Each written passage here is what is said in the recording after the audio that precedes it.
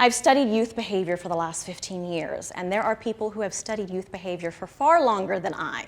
But somehow, magically, we've come up with the same conclusions. And that is that there's something uniquely just different about youth, something that stands them apart from different age groups. What is it? They desire a certain purpose, and they desire to make an impact on the world around them. So what do youth do with this desire and this search for meaning and this hunger that they have? So what they can actually do with it can lead them into two very opposite directions and destinies when we look at it from an extreme perspective. Every child is potentially the light of the world, and at the same time, it's darkness. Abdu'l-Baha.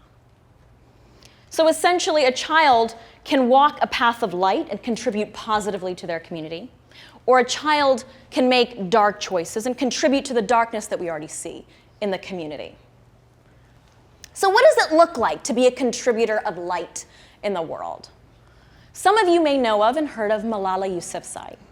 She grew up in Pakistan to a family of humble means, and essentially she was living in an area where the Taliban were banning her and other girls from getting an education. And despite this dangerous threat, her father still empowered her to receive an education. Not only did he empower her to receive an education, he gave her avenues by which she could stand up, publicly speak, and empower other girls in this area to receive their education as well. So the Taliban, as you can imagine, they sought her out. They shot her in the face. She miraculously survived, and she stood up as an even stronger advocate in the face of tyranny and oppression. She defied the Taliban at age 16, and she became the youngest Nobel Prize laureate that we've seen yet. And then we have these youth. Youth that are not any poorer in the monetary sense than Malala. Youth that are not any less educated. In fact, some of these youth came from areas where there was no restrictions on their educations.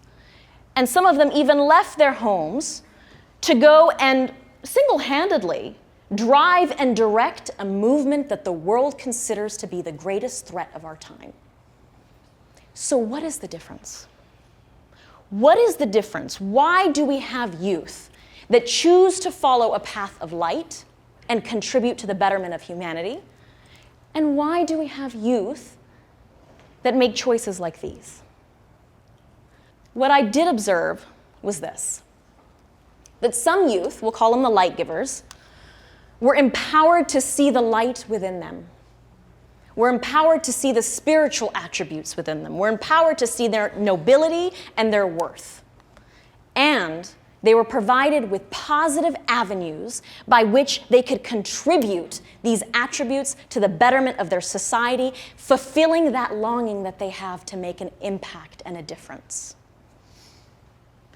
In fact, when I looked at some of the cases of these youth radicals, I found some similarities. And the similarities were this. These youth felt ostracized. They felt alone.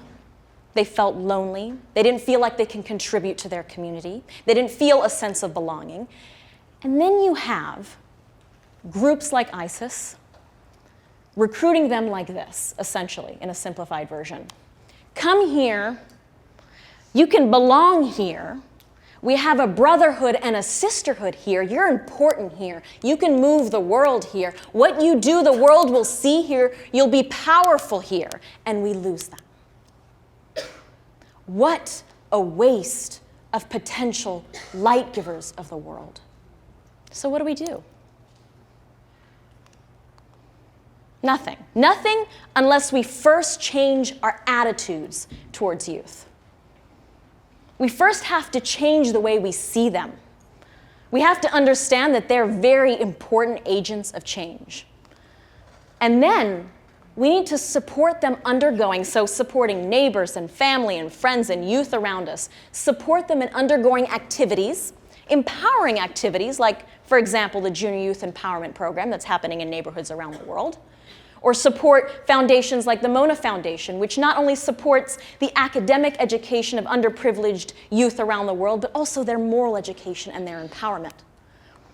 And provide ways that they can serve in their communities and feel that sense of belonging. And in this process, we're already mentoring them. We're giving mentorship to individuals and youth and children who do not have the emotional support that we need.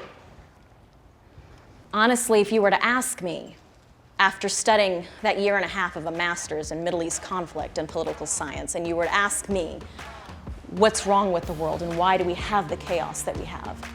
I would say it's quite simply because we're not utilizing the most important assets, the most important human resources that we have at our disposal. Thank you.